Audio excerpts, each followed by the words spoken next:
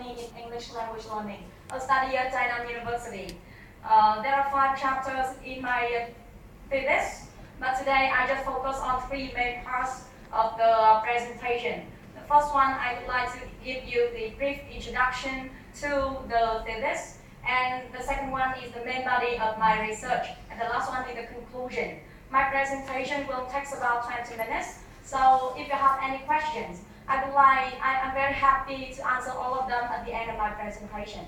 Now let's come to the first part of my presentation, please, the introduction. In this section, I will give you some information about the context of the study, the aim of the study, the research questions and hypotheses, and the research participants. You know, Tainan University is a private university founded in 2007. On the early days of the foundation of the university, the board of management emphasized on the importance of English, so that their students could be confident in their English language competence. That's why English is one of the main emphasis during their 4 years of the university. However, things are different when it comes to their practical situation. The first one, students show their low motivation for English self-study. That's why they just passively participate in their in-class English activities. And the second one, even though they have 7 semesters during their 4 years at university, they didn't show much improvement in EFL learning. And then when asked, they just say that they didn't practice a lot of out-of-class English performance. And that came to the assumption that their level of autonomous learning is low. And even some of them lack the understanding of the deep meaning of learner autonomy. And that came to my decision to conduct a research with an aim to investigate into Tainan University non-English majors student perception on their English language learning autonomy. And with this aim, my thesis have 2 research questions. The first one, to what extent do students at Tainan University perceive their self-responsibilities for English language learning? The second one, to what extent do students at Tainan University perceive their self-capacity to be autonomous in English language learning? Along with the 2 research questions, there are 2 research hypotheses in my research. The first one, a successful language learner should be self-responsible for their own language learning. And the second one, a successful language learner should be capable of being autonomous in language learning.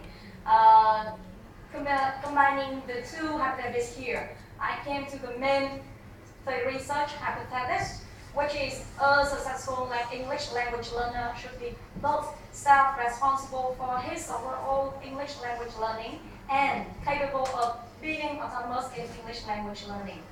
With this aim to conduct such a research, I reviewed a lot of literature around the phenomenon learner autonomy. And the first one I have reviewed is the definition of learner autonomy. Among a lot of definitions by different experts and researchers in the field, I used Benshon's 2001-2006 as a framework of my research. He defined learner autonomy is a capacity, a construct of aptitudes and ability which allows learners to take more responsibility for their own learning. And now I will give you some brief information about the research participants. In my research, there were 140 non-English major students at Tainan University. They are from different departments of the university, like finance and banking, accounting, public relations, etc. All of them are business oriented. And all the participating students are second-year students at Tainan University. This table shows you the brief information about the participants of the research. Among 140 participants, there were 57 male students, and the remaining were female. All of them all of them are 19 or 20 years old with 7 to 12 years of English study. And the hours spent weekly on their learning English were between 2 and 8 hours per week. Now let's come to the main body of my research. It is the research methodology. In this section, I give you the research approach, the data collection instrument, the data analysis, and the results and major findings. Yes, the rationale for the selection of quantitative approach in my research is that it is a suitable approach to seek answers to the two research questions formulated at the beginning of the study. And I now revisit the two questions, right? You can see that everything has its own advantages and disadvantages. And of course, quantitative research is not an exception, right? The first thing is disadvantages. I can see that in a quantitative research, I can use standard and fixed structures and evaluative criteria. And then I can take an objective and unbiased approach. That is the thing that I want to find out in my own research. And then the disadvantage of the quantitative approach is it lacks in-depth, detailed, explanatory information, right? And of course, I cannot generalize the deep understanding of the phenomenon. After having chosen the approach to the research, I consider designing on the instrument. And after that, I have created design on the survey questionnaire design with 4 parts. The part A of the questionnaire include 18 questions, which aims to seek the answer to the research question number 1. Part B of the questionnaire is the student's perception of self-capacity to be autonomous in English language learning. And this part helped me to find out the answers to the research question number 2. Part C of the questionnaire just for the collection of qualitative data for my recommendation at the end of the research. And part D, just the demographic information of the participants. And from the instrument, I have developed the survey questions based on the justification, in which I have a number of references to a number of researchers on the field. And you can see on the slide here, part A, part B, part C, and part D with the clear justification for creating each item in the questionnaire.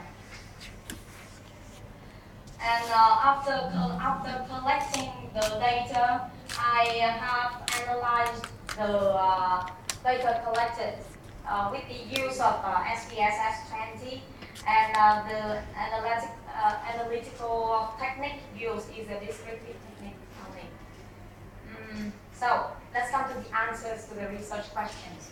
Firstly, I will show you the answer to this research question number 1. Now let's revisit the research question number 1 again. That is the question, and you can see the answers to this research question is: first, the students are responsible for their EFL learning, but the level of their self-responsibility were low. Okay? And one more thing is that the students were much dependent on their English teachers in the language learning process.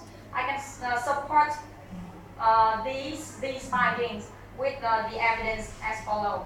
You can see from this table, it is the average mean score of the it is the average mean score of the first part in part A of the questionnaire, which aims at finding the perceptions of students on their own learning English in general, right? And you can see that the results were quite low, right? Below the middle. And then coming to the items in reference to their English language skills and aspect, you can see the same result, or even worse, right? With a 2.65 average score. So the major findings for the research, number one, is that the finding confirmed the first hypothesis of the current research, which is a successful language learner should be self-responsible for his or her own language learning. So basing on the finding of my thesis, you can see that the students were quite successful in their language learning. But whether or not they are actually successful, we need to come to the answer to the second question. And the answer to this research question number two is that to what extent do students at an university perceive their self-capacity to be autonomous in English language learning? And the answers to this question is the first one: participants possessed positive attitudes toward their own capacity to self-study English. However, the students were not confident in their own ability to behave autonomously. That is the findings, and the following is the supporting evidence for the findings. The first section of the part B focus on the attitudes of the students toward learning autonomy, and the average mean score among these are really high, right? 3.67. So, of course, they convey their positive attitudes toward their own language learning. However, when it comes to their ability to be autonomous, you can see the results were different. Just the average mean score among the first, their perception on their ability to behave autonomously it generally is 2.71. Their perception on their ability to learn English language skills and aspects just comparatively the same, right? With 2.8. So that's why their perception on their own ability to learn English language skills and aspects were low. And that helped me to come to the result that knowledge major students at HANU University were believed not to be successful language learner. And this confirmed the second hypothesis of the current research, which is a successful language learner should be capable of being autonomous in language learning. Yes, and now it is my conclusion for the research. In this section, I will help you with the implication for practice and for further research, the limitations of the study, the significance, and some concluding remarks of my own. Yes, from the results of the research, I have some implication for practice. Firstly, for teachers, they should help students to be clear of the concept in this section. In this research is learner autonomy and the aspects surrounding the phenomenon. And then there should be some separate, official learner autonomy training sessions so that they have a deep understanding of the phenomenon. And then they should be made aware of the students' low responsibility and provide their students with support. Next, teachers can introduce language learners through communication-based activities so that they can foster their autonomy during classes. For students, of course, they need to be aware of their own responsibility in the learning process and their own goals in EFL learning.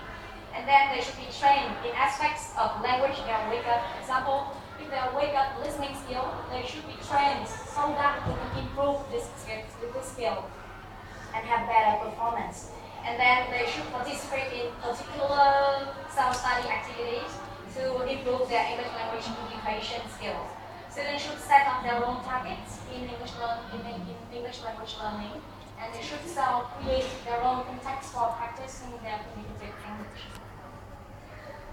For further research, I have some implication also. Firstly, there could be an exploration on teachers' perception on such a concept. In this thesis is learner autonomy, using interview design, or there may be a further research on teacher autonomy, not only learner autonomy.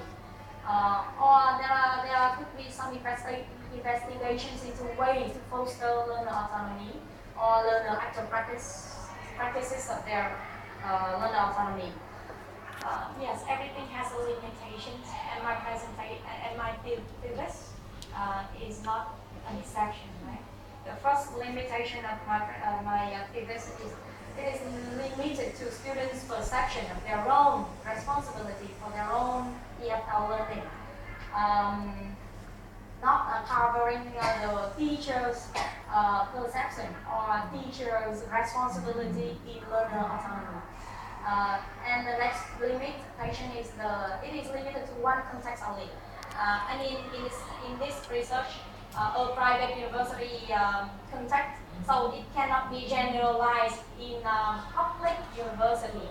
Right? And it is limited to one single research instrument.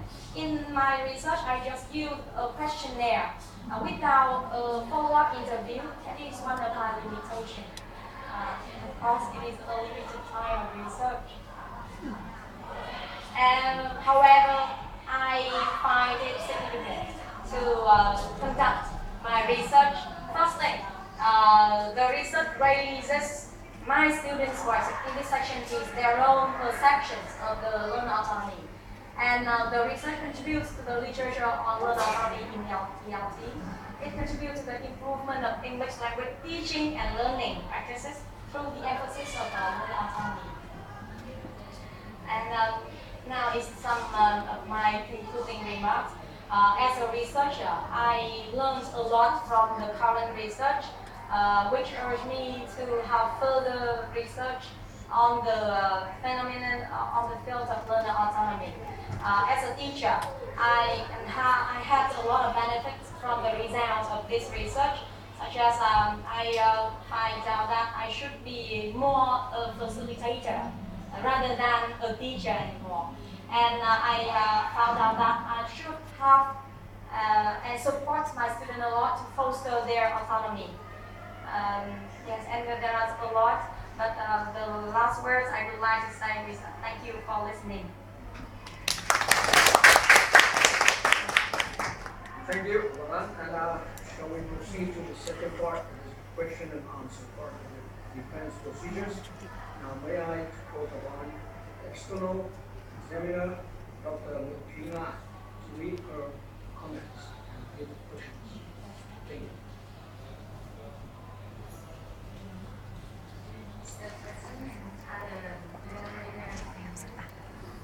I would like to read. Okay, so can I just do I have to say? Okay. All right. So just make it like equal to one.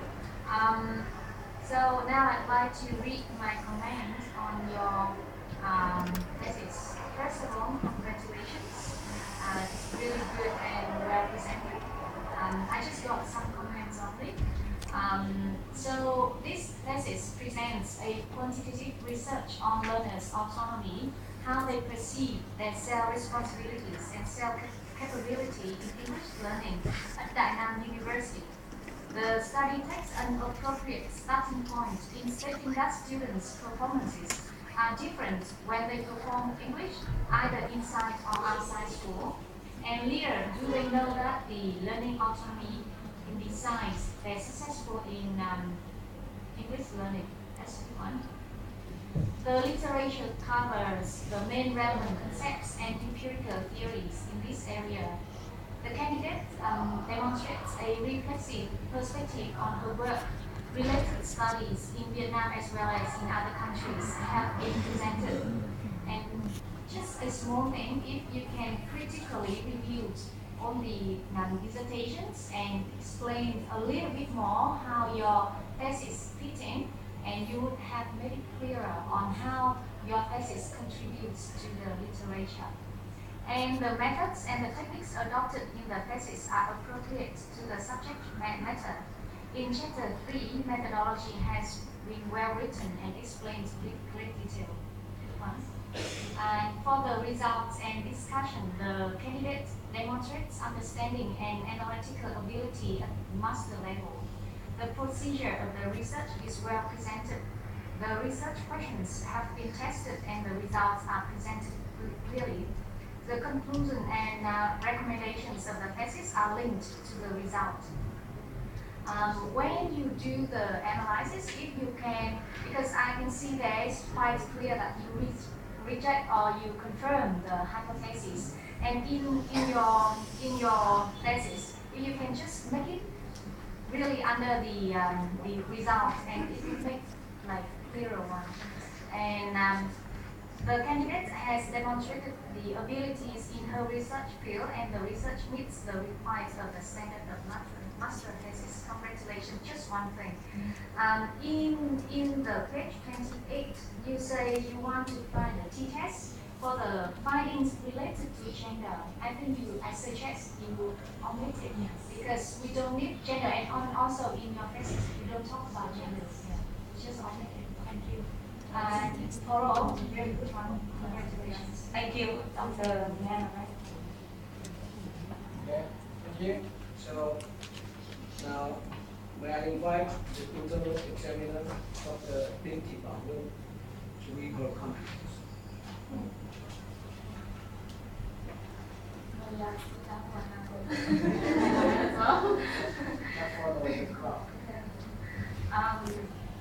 Mr. Chairman, the following examination, the supervisor and the students, and having examined the thesis, I have the following comments.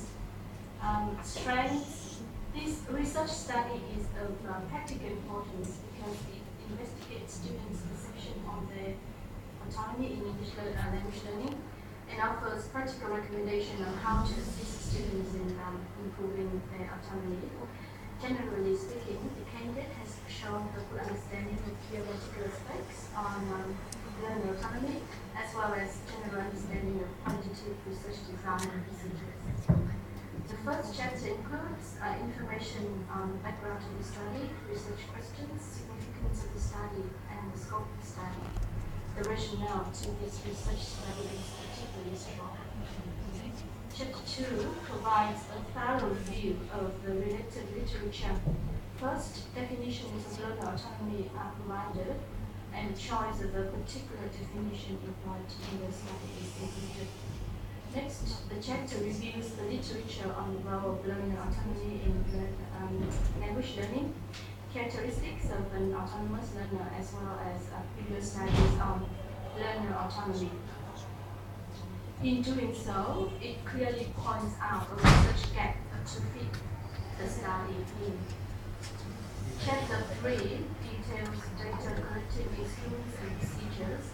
The instrument is a quantitative questionnaire adapted from previous research studies, which is clearly described in the chapter. Data collection and analysis are also described in detail. In Chapter 4, findings are reported and discussed in reference to the literature review in Chapter 2.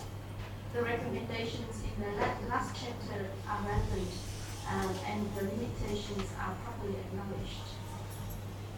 In spite of the good points as discussed above, the thesis has some areas for improvement as follows.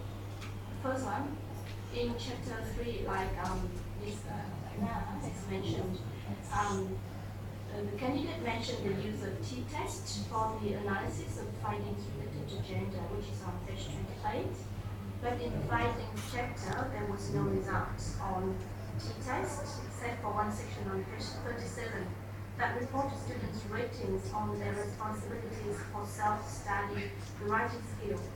The ratings were presented in column graph showing 5 books from very low to very high gender, no t-tests. In Chapter 4, findings were clearly presented and interpreted. However, sometimes the findings were just repetition of information in the tables of graph with no interpretation. Amendments that need to be made before final submission. I have listed a number of amendments that need to be made before the final submission of the thesis in the table. You can have a look at the table later. Overall, this is a good piece of work, and it is recommended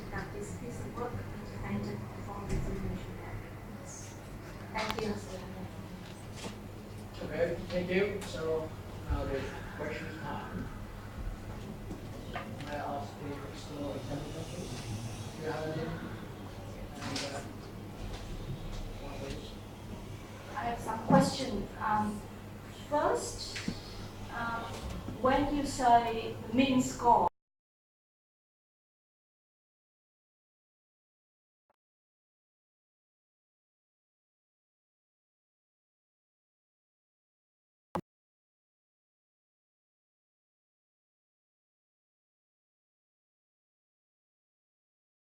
what does the mean score refer to?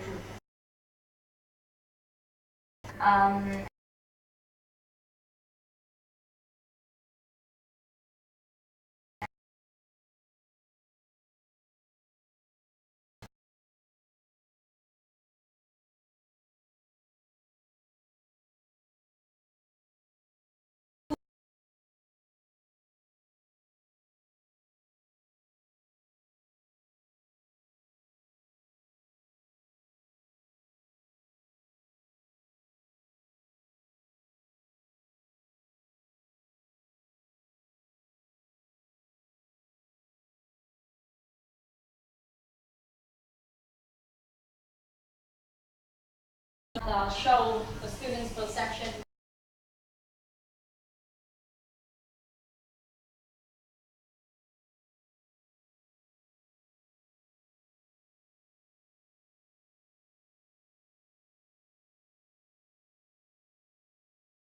Generally, okay. For example, how to get chances to practice English out of class, how to identify the weaknesses. So that's the mean score of students' ratings. Yes. Because the student rated from number 1 to number 5 on the frequency or on the degree of agreement, right? Yes. So that's their rating. So you calculated the rating of the mean score of the rating of the ratings. That's what I want to emphasize. And the second question: what was the sampling strategy employed in this research study? How did you choose the participants? Yes, thank you for the second question. The strategy I used for sampling is the random sampling technique and just the simple random sampling only. So the simple random sampling, can you give me a bit more details about how you selected the samples to include in the research? Among the target population of the second year students at HANU University, and I have their name list,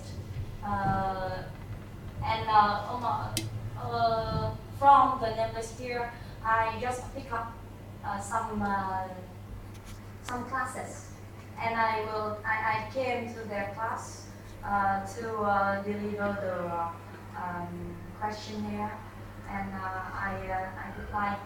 said that I would like them to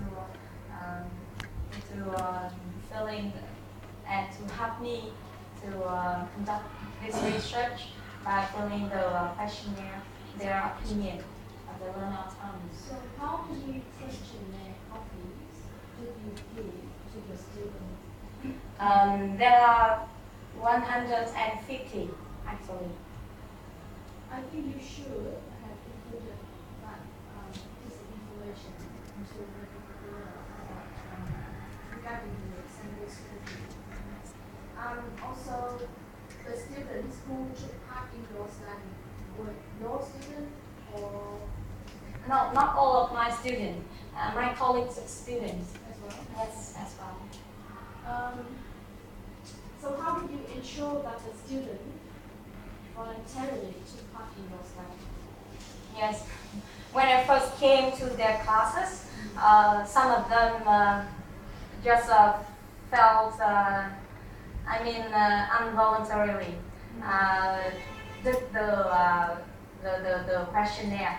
But I spent about a few minutes explaining the reason why I stood there delivering them the questions, And I focus on the importance, the significance of the research if could be conducted completely. And one of the significance that my students could have is that their teachers could help them to foster their autonomy. And after that, they, I don't know how to say, but they happily helped me, actually. Yes. Last question. Why did you include a section on demographic information in your history? What was your purpose? Yes. Collecting demographic information from participants. Yes, as usual, the demographic information from the participant usually appear at the beginning of almost all the questionnaires, right? But I myself thought that if because the questionnaire includes more than 40 questions, so I would like them to emphasize on their, to focus on important parts first, and at the end of the questionnaire, just some basic information about themselves, and just have them relaxed. And it's my intention when putting the demographic information of the participant at the end. Okay. But you did not analyze demographic information in the study. Why did you do it? Okay, yes, thank you, I got it. The demographic information of the participants has been shown at the section participants of my of the thesis already. Yes, this one. All of the demographic information has been shown in this section. Among the 140 participants, there were 57 male, and the other were female, and there were about 19 to 20 years old with 7 to 12 years of English study. I just put it at the beginning. What does demographic information have to do with your study? It just helped me to know how many hours a week they actually spend on English language learning, and From a question of gender, age, years of English learning. just some, I just thought that they are pieces of basic information that I should know about the participants.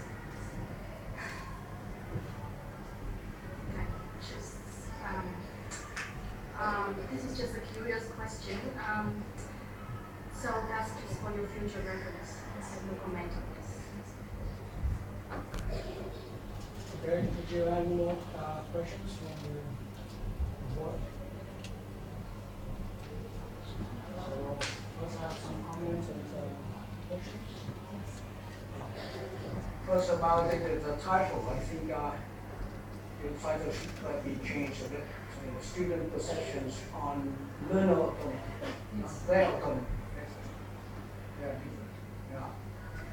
On the concept of learner autonomy. Concept. Yes. Essentially on learner autonomy. You use the word LA, not their autonomy. Right? That means they have autonomy already. So the second thing, when I look at the hypothesis, we use the word a successful language learner should be self-responsible for his or her own language learning, right? But looking at the demographic information, it didn't include successful or unsuccessful learners in your population. You can only investigate successful learners only. Yes, thank you for your question.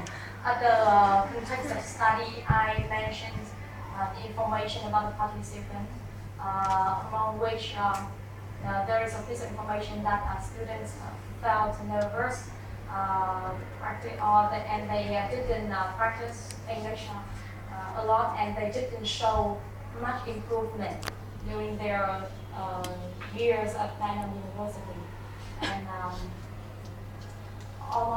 most of them were not successful with language learners. So why did you put it in the hypothesis? A successful learner. That means you make a distinction between successful and less successful learners. Successful learners would have the highest degree of learner autonomy. You see what I mean? So you might obtain the word successful. It's just a survey on the overall definition. Self-reported perception. Right? And not a sort of a variable concerning the success or less successful not included in the survey. Do you agree? Second, I think for the population, you are moving, show more bias towards gender. In your overall population, female Much more. more. Yes. Since you do not consider the gender factors, keep it at least equal. In terms of gender factors. Thank you. That's all. Thank you for your comments. Okay. Since no more questions about the supervisor, please. Last words.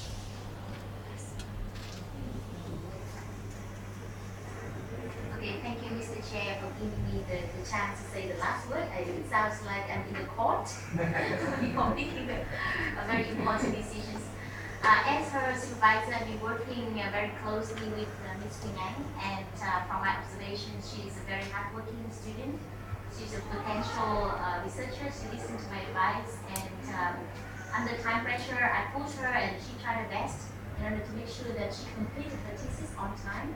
So in terms of timing, I really congratulate Quỳnh Anh on completing the thesis on time.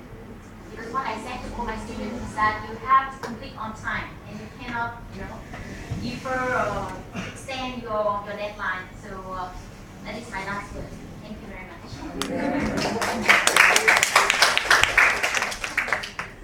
So,